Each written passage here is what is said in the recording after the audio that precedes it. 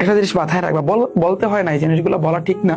তাহাজ্জুদের নামাজ কখনো আল্লাহ তাআলা মানে বিফলে ফেলায় না, এটা মাথায় রাখবা।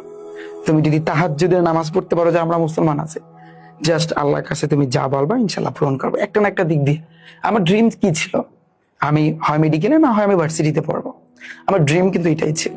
কিন্তু এবং আমার এটা ড্রিম না, আমার একটা আগ থেকে একটু ছিল যে এগুলো বলা উচিত না, তারপর বলতে চাই যে আসলে আমার ইচ্ছা ছিল আমি একটা মসজিদ করবো, আমি একটা হাফিজি মাদ্রাসা করবো এবং মক্কা মদিনা ঘুরবো। আমার এই তিনটা স্বপ্ন, এবং এটা আমার যখন আমি 9 10-এ পড়তাম, আমি মাদ্রাসায় পড়েছি, তো মাদ্রাসায় যখন পড়ছি তখন আমার এটা স্বপ্ন ছিল। তখন আমি চিন্তা করতাম যদি আমি মেডিকেলে পড়তে পারি বা যদি আমি ভার্সিটি থেকে ভালো গ্রাজুয়েশন কমপ্লিট করে ভালো একটা জব যদি আমি করতে পারি, তাহলে সেই ক্ষেত্রে আমি আমার এই স্বপ্নগুলো কিন্তু পূরণ করতে পারবো।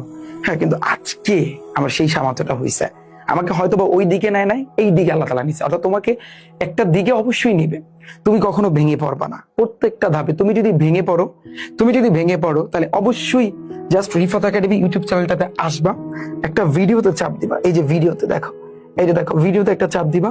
এবার তুমি নিচের দিকে যেতে থাকবা, নিচের দিকে আমার লাস্ট ভিডিওটা দেখবা, 3 বছরের আগের ভিডিওটা দেখবা, ওই ভিডিওটা তুমি দেখবা। আর আজকের ভিডিওটা দেখবা, ওই ভিডিওটা দেখবা যখন পকেটে টাকাই ছিল না, ওই ভিডিওটা দেখবা যখন গুঞ্জি কেনার সামর্থ্য ছিল না, ওইটা দেখবা। এবং আজকের ভিডিও তুমি দেখবা, তাহলে অবশ্যই তুমি ঘুরে অবশ্যই তুমি দাঁড়াবা।